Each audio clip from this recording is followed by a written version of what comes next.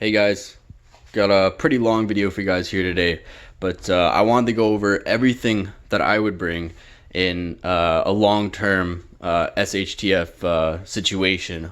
So this here is going to be a introduction to all the equipment that I use for my long-term survival pack. Again, this is my personal equipment, so I'm always welcome to suggestions. But this is what I have and what works for me, and what I would want to bring with me, based on the experiences that I've had.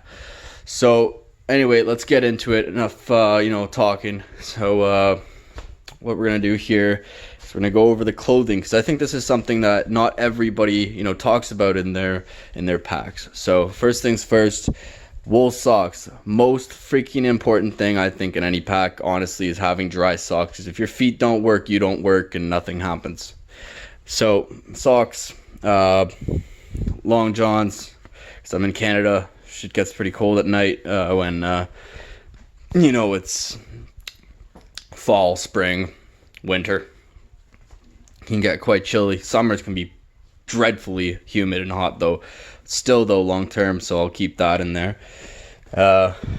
Boxers, pretty self-explanatory, but those are not cotton. They're synthetic material, so they'll wick moisture away and I won't get fucking crotch rot, right? Because if anybody here has ever, when they were a child, went camping and kept their bathing suit on all day and was soaking wet, they know what crotch rot is like, and it sucks ass. And so having something that wicks moisture away from the body is super helpful.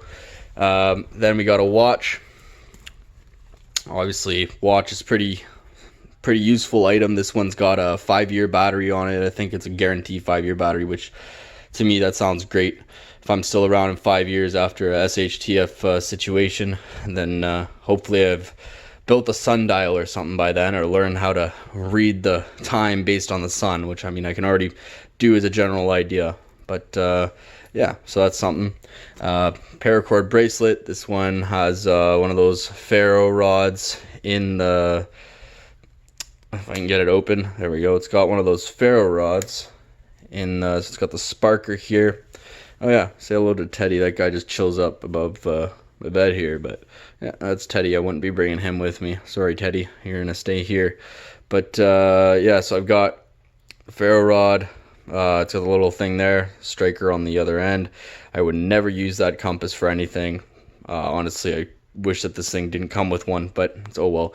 And it's also got a whistle, so it's got a little whistle, and it's actually quite loud. It works well. I've got canvas pants. Now the pants are very important. Canvas is a very tough material. You can take wax and rub it into the canvas, and it makes it a waterproof material. So that's something that I definitely want to look into doing. There are things here that I would really like to get or improve on, but if I had to go today, I feel that I'd be comfortable leaving with these items. So next thing, you're probably wondering, why the hell do you have a passport? Why are you going to carry ID? Well, the thing is that shit hits the fan. Full-on civil unrest. Well, who's to say that government or civilization, society didn't survive elsewhere? Maybe I'm all the way on, the east coast of my country, and, well, it's obvious where I'm at, the east coast of Canada. Well, what if on the west coast, there's still society living there, no problem. It's just the east coast that was obliterated. Well, if I come into contact with some people from civilization or a civilized, world with still structured rules and infrastructure, well, I'd like to be able to prove who the hell I am, because my assumption is that, any shit hits the fan scenario, unless it's, full-on nuclear war, there's going to be some bouncing back from it after a few years. So, this is a very good thing to have. So again, birth certificate, SIN number, anything that you really think is super important should be kept with you in a survival situation, just for the sake of, hope, I guess, in a way, right? You hope you get to use this stuff. Because let's be honest, all you guys thinking they're gonna fucking enjoy, survival shit hits the fan situation, you're not prepping for the right reason there. You should be prepping because you don't want to have it happen, but you're ready to do it if you have to. So anyway, there we go. That's that. Super heavy Condor tactical belt. It's just one of those super heavy duty belts. This one's an ATAX camo. I played a lot of airsoft when I was younger, still do sometimes, but this was one of the best belts I've ever owned. It's super high quality, it won't break on me. Leather is a very good option as well for a belt, but this here, I mean, you put this in the dirt, won't disintegrate for thousands of years. And leather needs to be maintained. I mean, as much as I love natural materials need to have a lot of upkeep, whereas this can get dirty, filthy, ragged, and unless it gets thrown in a fire, it's pretty much gonna last. So that's that. Gloves. There's some tactical work gloves. I've owned these for years, and they're still holding up pretty good. There's some tears there, but that's just, I just got to get around to sewing them. Wool hat, again, something else that's super essential. And here we have a wallet. Obviously a wallet is a super handy thing to have. Again, it goes back into that whole passport idea. Plus, you can carry things in it like cash. So if I wanted to throw some cash in there, in case I find somebody that's still accepting cash, it's just a good idea to have a wallet. Now, is this something that I think, if it was really like nuclear fucking fallout, everyone man for himself type situation, would this be necessary? Probably not. But is it nice to have? Yes, it is, because it doesn't take up much room in your back pocket. And if you ever need identification, it's there. So that's another thing that I have. GPS. Now, you might be wondering, okay, why are you involving electronics so much into everything here? Well, it's because unless there's a fucking EMP, excuse my language, unless there's an EMP, well, why not have electronics? If you can support and have the ability to have electronics, why not use electronics? Now, satellites, they will run indefinitely until they crash back into the earth because of the solar panels, right?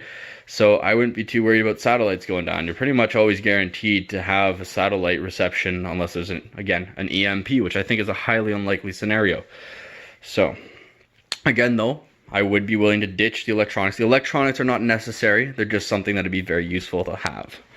So there's that. Wool gloves, that's for night. Keep warm. Got, my inner layer here, outer layer, and a hat. Now I got two hats, one's for daytime, one's for the cold. So, or daytime but cold. So whatever you want to do, that would think about that. But that's my whole setup here when it comes to clothing and what I would carry on my person. Another thing that I'd probably carry on my person would be my knife. Of course, having a knife on you is very handy because it's there if you need it. So this here is a K-Bar BK7. It's a fantastic knife. Chop through an entire tree if you want to. Super durable, last a long time. Super high quality 1095 carbon steel, so very good stuff, and super thick spine. Basically, if you didn't want to bring an axe, you could literally just bring this. Works great. Axe is very good though, obviously, but I'll get into all that later. So that's basically what I would carry on my person, and then if it's cold, I can wear a shamog or balaclava, stuff like that. So that basically covers what I would carry on my body. Next thing that I want to go into is going to be up here. So I'm just going to go across and just get everything done. So here what we have is a Sawyer water filter, self-explanatory. Filter is up to, I believe it was 10,000 liters of water. So honestly, that's a shit ton of water if you're drinking 2 liters of water a day, as you should be. You do the math, that's a few years. So obviously you can maintain it, it'll last a long time as well. So that's that Sawyer water filter. Got some garbage bags with plastic Ziplocs. Again, it's also sort of self-explanatory. So, wild game, foraging edibles. I would probably just end up using the mesh bag. But yeah, so that's that. And what we've got here is a mesh net for my face. So if it's really buggy out, I'm not always going to have bug spray, right? So this is the next best thing. Cover your face, keep the bugs away, black flies and all that. Water bottle and a titanium pot or cup. with the lid. So that would nest underneath there with the cover here around the pot, and that there is just to help with water purification and all that. Stainless steel Nalgene. So yeah, lots of good stuff going on here. Make tea in this, boil water in that. And then I've also got a pot. Now you might be wondering, why would you have a pot and a Nalgene and then also a titanium pot? Well, the reason why is because I had a buddy tell me once that you're better off having more pots, period. Because the thing is that I could be boiling water in that, making tea in this one here, the titanium, and then I could be cooking something that I've caught, like crawfish, crawdads, or a chipmunk, a squirrel, fucking pigeon, who knows, right? Anything that, a wood pigeon or pheasant, or even a friggin' raccoon if I find one, or fish. It's always good to have a pot to cook larger things in, especially where, and then this sort of goes into the next thing, especially where you're not able to build a fire, large one anyway, because you're not trying to be seen. So this would help quite a bit to sort of keep that visible footprint down. So another thing that would help keep the visible footprint down is obviously the fact that I wouldn't want to have a large fire. So I would have a rocket stove. It's one of those rocket stoves that sort of collapse into itself and it fits together. Works great. I've used it many times. Easily boil some water with it. There's about zero flame that comes from it once you get it going, like zero smoke. So it's very minimal, amount of time it's actually smoking or anything. It's got the little pot grabbers in here for the pot. Again, it's sort of self-explanatory. And salt, pepper, oil, also self-explanatory. Then you might be wondering, why the heck do you have a slingshot? Well, if you've ever watched Fowler's Makery Mischief, you know that a slingshot's a viable option for hunting small game. So here I have Simple Slingshot, hunting slingshot. It's actually a knockoff, Simple Shot, of one of Simple Shot's, original slingshots. You can even see it's got the little knockoff name on it, and all Chinese or Japanese, or whatever the heck that is. Anyway, so that's that. It's also I've got a bag of steel balls. I don't know what you're thinking. Well, you're going to run out of steel balls, right? And rocks, let's be honest, are not always going to work. Well, you can make some out of hardened clay. That would work, in a pinch. But the real thing that I'm planning on doing is I've got one of Simple Shot's sling bows on the way. I think it's sling bow, like the Hammer XT package is coming on its way. And I've got some arrows on their way as well. So those are some things I'm looking forward to. I've got the small game heads for the arrows as well as big game heads for the arrows. And they come with 40-pound bands. So that's large. That's powerful enough to take down a deer. I've even watched videos of people taking down things like bison with them. Obviously, I wouldn't feel comfortable doing that with a bow. But, that's something that I'm definitely going to throw into this whole mix here. Here is some glasses. These are just, they're not even sunglasses. They're just clear safety glasses. Now, the reason why I have these is because, if you're walking through thick brush and, you get a stick in the eye, well, there goes, like, half your vision, and that's something I would not want to risk. It's not even so much for the slingshot. It's just, in general, walking through the forest, you don't want to get a stick in the eye. Next thing, of course, eating utensils. I guess I should have talked about that before. Now, you don't really need these. You can always use a stick, make some chopsticks, whatever you want to do. But I find these to just be one of those nice comfort items to have. It just helps make me feel more, it's one of those mental sort of comfort item things. So I guess that's basically that. Now we can go into the axe. This is a cold steel axe. It did not come with the sheath. So I made one out of duct tape, paracord, and there's actually a piece of aluminum can that's lining the inside of there to keep its shape and keep the axe from splitting through it. So that's my axe. And then I've got sharpening stone, again self-explanatory.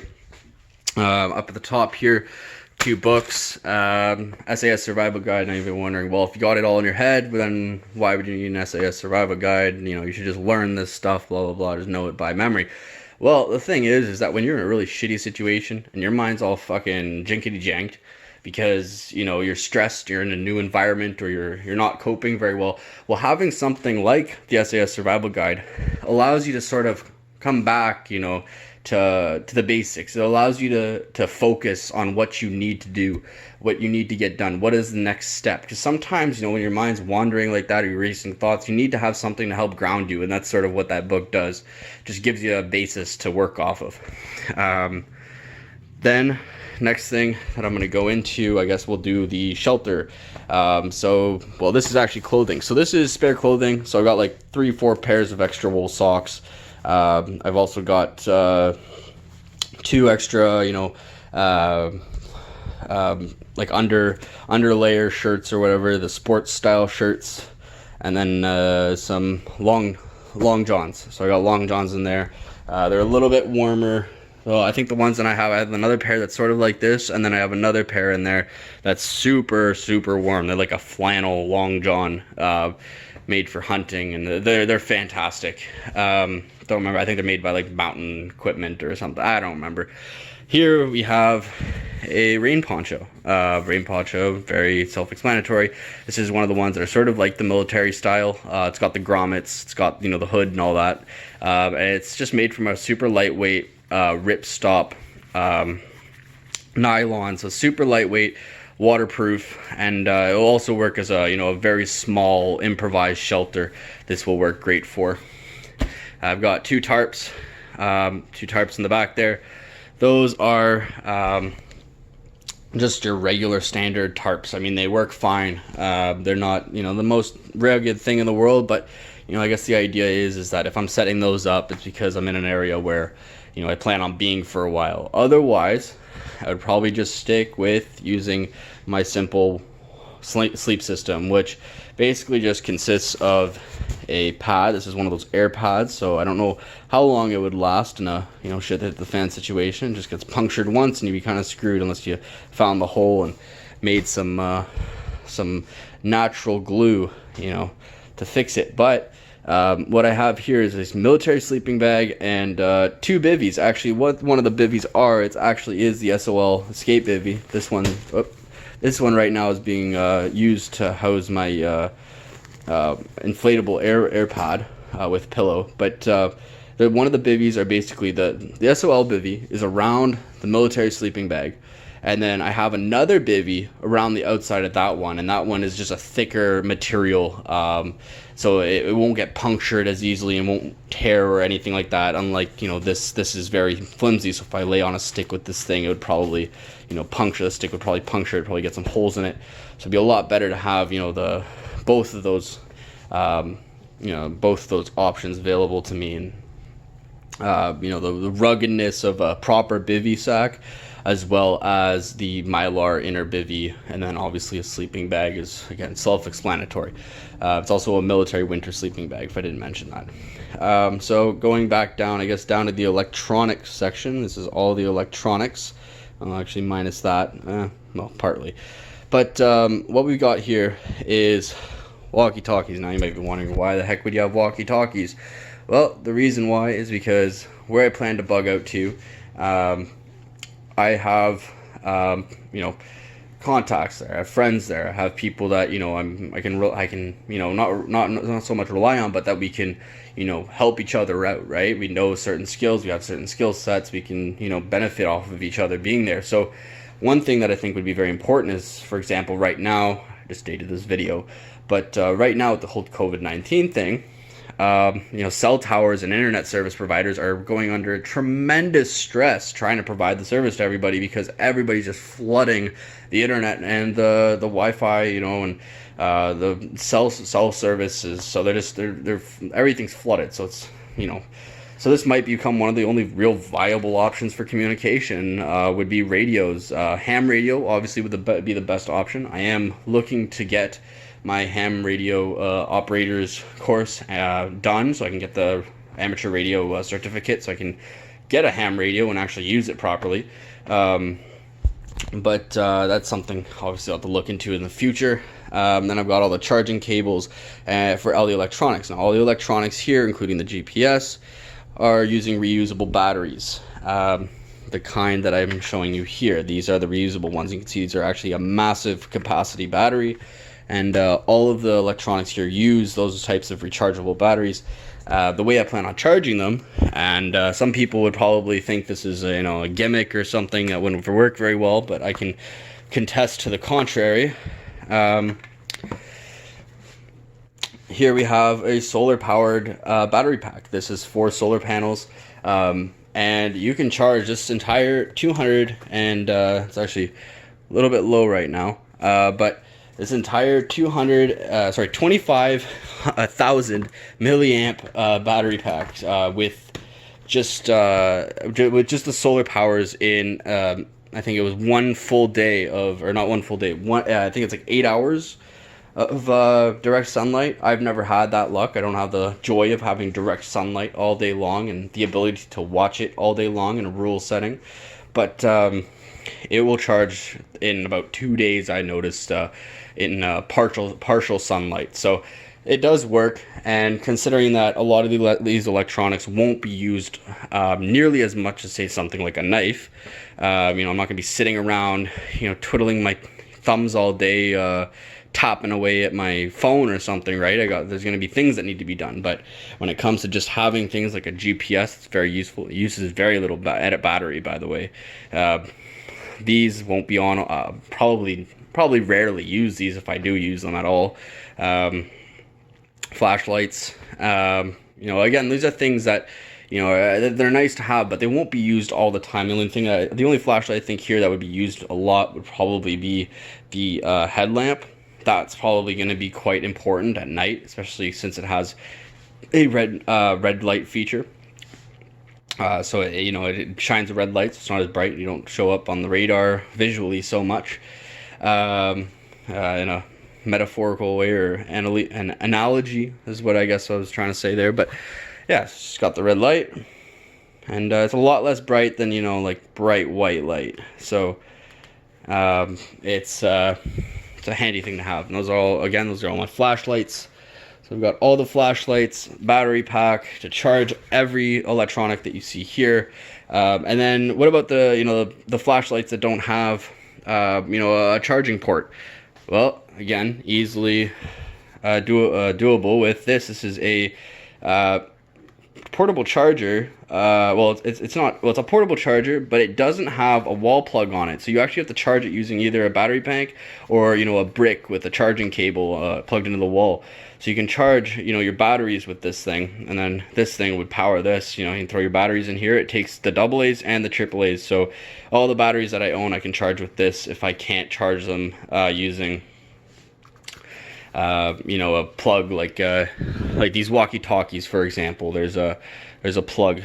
I can't really get it out. There we go. So you see, you can charge these, and then same with the GPS. It also has charging capability in the back here, so I can charge that with the old USB, mini USB type. So yeah, that's all that. And I guess actually one electronic that I did forget. There's a few there, but one electronic that I did forget was this phone. Now you might be wondering, why would you bring a phone if you're predicting that cell phone services will go down? Well, cell phone services might not go down. Maybe it's just an economic collapse. I can't afford to live where I am and I need to move along. So I'd like to have a cheap burner phone. Also doesn't have tracking. So this thing uses a lot less electricity than a smartphone, as well as it's sort of like incognito. You won't show up on the radar as much with one of these. And it also has microphone, so I can use, or not a microphone, I've also got some, what do you call them?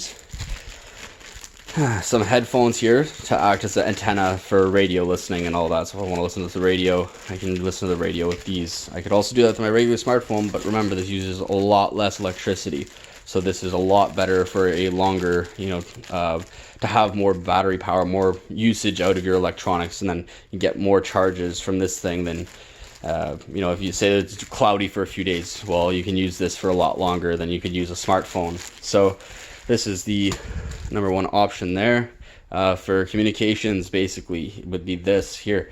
So the next thing that I'd like to talk about is this. So this is pretty standard, a chem light. Super, convenient, easy to use. Very good if you have to light up a room, just throw it in the room. You can see everything in the room and walk around, or you can even hang it from, a tree or something at camp when you're first getting, oriented. So if you have to go out at night, you'll know your way back to camp. And this is also basically the same idea, but it's just a battery powered one. Now this one is not rechargeable, and you can actually even replace the batteries on it, but I've hardly ever used it. And honestly, I mean, if it stops working, I've got an interesting little vial here that I can use for something possibly, right? There's lots of improvised stuff people can make when they put their mind to it. So that's something that I'm going to keep in the pack. So then we'll get into this. This is sort of like the little miscellaneous sort of section here. So what I've got here is a candle. So it's good. It's also one of those bug candles, so sort of keep the mosquitoes away a bit. But a candle is always a good thing to have, especially in a winter shelter. I've heard that a candle, I don't know if it's true, but I've heard that a candle is equal to having one other person with you, basically sharing body heat, like providing body heat to the environment you're in. So if you're in a Quincy or some sort of lean-to or something, this provides a bit of extra body heat, or heat, I guess this is really what it is. So we got the extra batteries, as I mentioned. Here's a ferro rod. This is just a small ferro rod. This is actually not my main ferro rod, but this is a good one, because this pack actually doubles here as my get home bag, sort of multi-use pouch. So this thing would work if I was going out to a friend's or something, and I not within walking distance home. Well, I'd bring this, probably also bring the compass, so I know how to get home, and possibly the GPS. I'd much rather use my map. I do have a map of my city, a road map of my city, and so that would be what I'd mainly use in the city. Obviously, that's not going to be part of this pack because I don't plan on being anywhere in my city if I have to bug out long term. So that's all that. Sewing kit. This right here is one of those keys for opening, the faucets outside of commercial buildings. I don't remember who showed me that. I believe it was Corporal's Corners. Yeah, it's that YouTuber there. He's the one that I saw this in his video, Corporal Corners. So I picked one up as soon as I watched that video. I figured, it's going to work well. And, to be honest, I've never used it, but I'm sure that it, I'll believe him that if I ever need to use it, I'll be happy that I do have something like that. This is just a quick sharpener, so quick field sharpener. If I just need to sharpen something real quick and I don't have time to sit around and use a stone, well, this is what I'll use.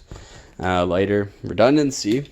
I've also got water purification tablets, so that's again another redundancy because I already have the filter. And then we've got duct tape. So duct tape, again, sort of self-explanatory. And then we have sewing kit. Sewing kit, super important. Like I was saying, those gloves over there need to be sewed. Well, here I can sew them. It's just one of those cheap sewing kits that you can get at Walmart, China. Yeah, okay, I'll probably never buy a Chinese product again in my life, but that's sort of beside the video. But anyway, yeah, here, so just a simple sewing kit. I'd much rather have gotten a canvas needle, because I would definitely that you can, a canvas needle with some sort of dental floss or something that works like an unwaxed dental floss. That stuff works great for sewing, but so far this is what I have. I've also just got a little carving knife, and that's just basically for jobs that the large knife, the BK7 can't handle. Where I need real fine, carving or cutting, when it comes to making deadfall traps or figure 4 traps, whatever, all that stuff. It's very handy to have one of those. Notepad, got to leave a note. Very handy to have a notepad. It's also good if I got to make a list, or maybe I get bored and I want to write down something that happened to me. Well, that's something that I can do with a notepad. So, compass. Obviously, having a compass, super important. This is basically just used so if I don't have topographical maps of the area that I'm trying to go into if I have to bug out, but that is definitely an issue, and I got to get on that. But this is more or less just in case I'm in a bush and I've got to, or I'm on a trail or something. I want to walk off trail, or I'm on a road and I got to go off the road. Well, I can take a bearing before I go in, and I can say, okay, well, I'm going north. So if I want to come back the way I came, I just got to go south. It's just one of those basic, tools to help you navigate your way out of a situation.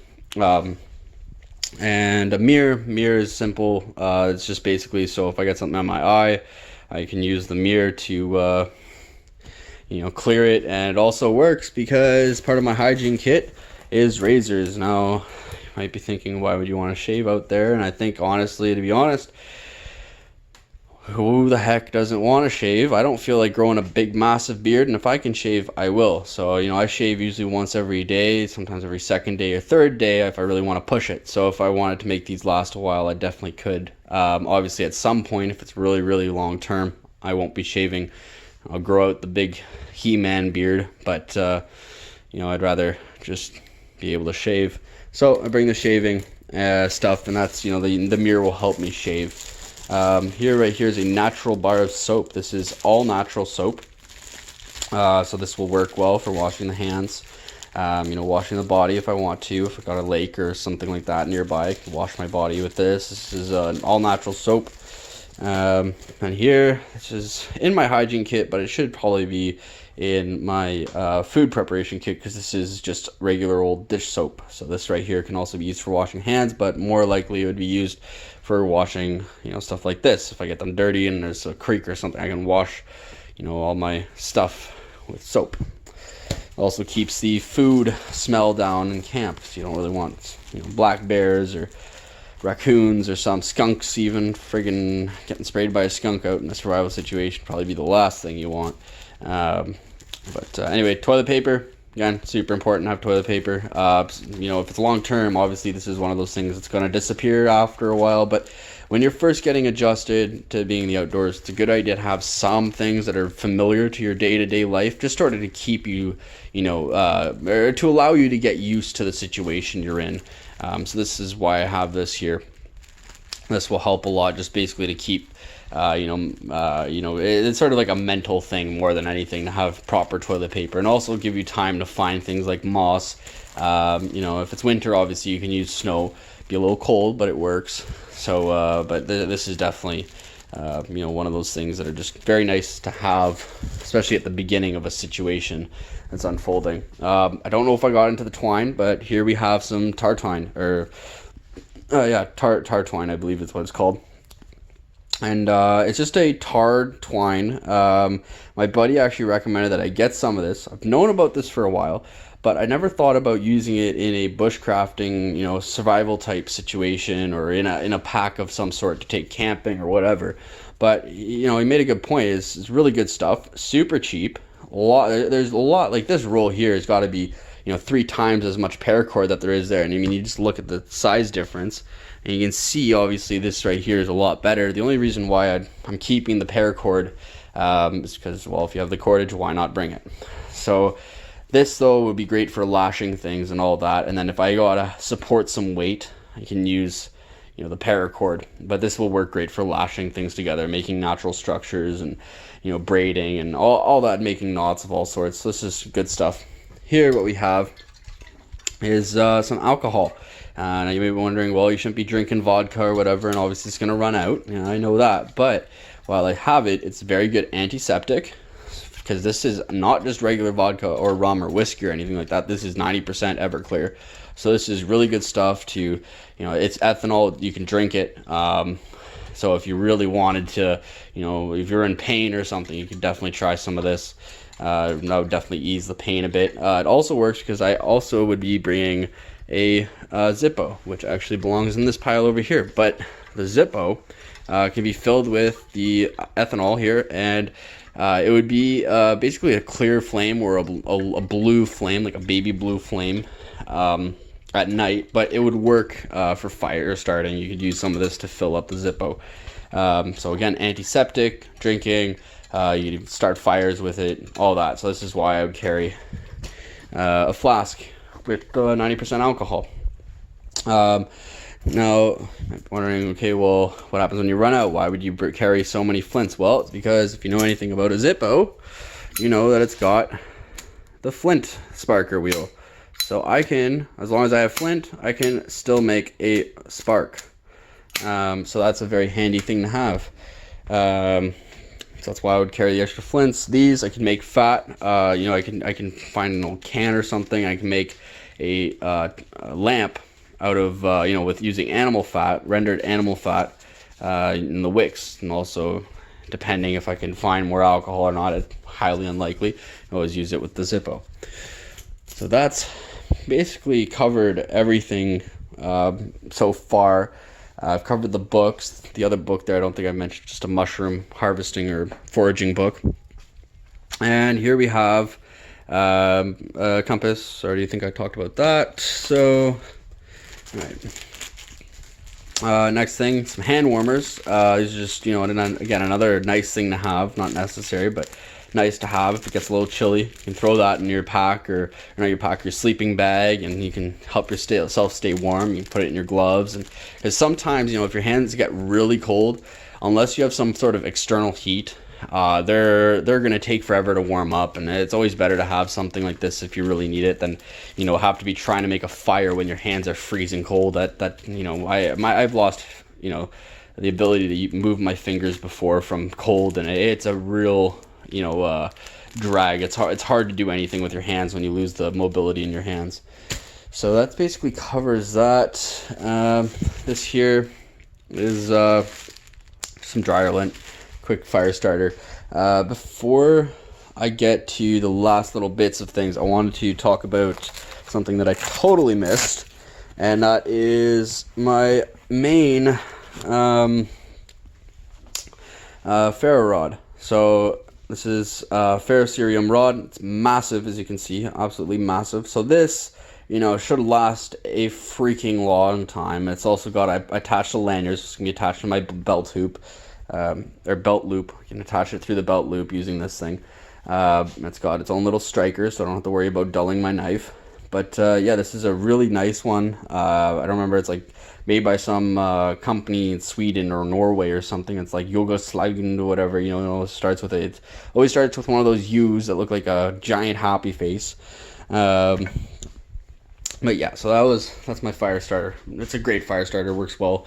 And then first aid kit. Why do I have a massive first aid kit? Well, if we're talking a long-term survival bug out situation, it might not be possible to go, you know, to the doctor to get, you know, wounds cleaned or stitches or anything like that. So in here I have everything for trauma. So, you know, anything when it comes to a head wound, you know, a puncture wound, deep scars or deep cuts, gashes, scrapes, burns, you know, concussions, even I think there's a cold pad in there. I've also got anti-inflammatory medications, you know, like basically like a Advil type medication, or you know, a Tylenol type medication. There's you know, I have tons of different types of things in here. Antibacterial creams, antibacterial wipes, different pads and dressings, wound dressings, a quick clot pad. So lots of things again that are very helpful. So, you know, if you get a cut, you know, a lot of people, you know, today, you know, they won't even put a Band-Aid on their cut. Well, I got a little story for you. One time I smashed my thumb on my buddy's boat trailer. Now, but no, boat trailers are filthy, covered in bacteria and stuff, but it bled a bit. But, you know, I didn't want to clean it, so I just went about my day, kept doing my thing, and it bled a bit, and I didn't even clean it, didn't even put a Band-Aid on. And the next day, my thumb, when I woke up, I could hardly move it. I had like that much ability to, like, I could hardly move it. It hurt like hell, and it was like probably the size of a golf ball. Like it was you know, out to here. It was inflamed, it was infected to hell, so I had to go and get antibiotics for it. Now, something like that in the woods, unless you're willing to cut off your thumb and hope that the infection hasn't spread elsewhere in your arm, well, you're pretty much fucked. You're gonna die. Like, you know, your body can't always fight those types of infections without antibiotics, so it's always best that even if you just get a small scrape, to clean it, put on, you know, a Band-Aid, and just keep it, you know, attend to it, keep it clean. Make sure that it's, you know, fresh Band-Aids every day. every twice a day if you have to, and antiseptic wipes, or antibacterial cream, stuff like that. Very important to do in a long-term situation, because I can promise you this: if you died out there, if you were dying because of a teeny scrape that you got or a sliver, you'd be fucking pissed. You'd say, really? Went through all that to die from a sliver? And I can guarantee you it's happened. I've heard many stories when I was back in Scouts, people dying literally from exactly that, slivers. Back before they had antibiotics and stuff like that, people would get slivers, wouldn't think about it, and the next thing you know, they'd be dead in a week. So again, good idea to have a first aid kit. Then we have just this is a U.S. military. It's like a butt pouch for one of the Alice Web Gear packs. It's just a good extra pack to have. I can strap it to the bottom of my bag. These are all basically the pouches that everything fits into. So everything here would fit into a pouch, or already has a pouch laid out for it, or is already in a pouch. So everything's organized. Food. Now you might be wondering, why the heck don't you have food? Well, reason why is because I make dehydrated meals. So one day, I have dehydrated this, and the next day I have dehydrated that. So I'm sort of rotating that stuff constantly. So in my mind, if I'm doing a long-term bug out situation, and I can even get into my house, I'm thinking that, or I'm already in my house and I can see it coming from a mile away. I can just run upstairs, throw some stuff from the pantry into the top of the pack, and get going. And this is the bag. It's nothing special. It's just some bag I got on Amazon. Works great. I've had it for probably about 4 or 5 years. Never had an issue. I sort of have these homemade retention straps for the tarps at the top. Here I have a Fox 40 whistle. Super loud whistle. Very good. Because, as much as sometimes you don't want to be seen, sometimes you want to be seen. And a whistle is the best way to have people hear you so you can be seen. So that's why I have all that. And I guess that's about it. That about covers everything here. It covers all the bases when it comes to the equipment and why I use everything and why I have everything. So if you have anything else that you think you'd like to contribute to the conversation, or tell people about, or tell me that you think I should have in here, then feel free to do so. I'll probably just leave you guys with a good view of all the equipment. I know it's a lot, but this is a long-term survival kit, or a survival bug out bag. Thanks for watching, guys. And lastly, I just want to show you guys the entire pack put together. As you can see, there's still some room at the top. So if I had that open, you can see this is quite compressed. There's still lots of room that I could fit other stuff under there. So yeah, just wanted to show you guys. And then the reason why I have the knife strapped to the back, the axe would actually probably also be sitting right in here. Reason why I do that is so I can cover it with my my rain cover for my pack, and then as I'm leaving the city, I can make sure that all that stuff is hidden, so you can't really be walking around with a massive knife on the side of your leg without people getting sketched out. So that's what's going on there.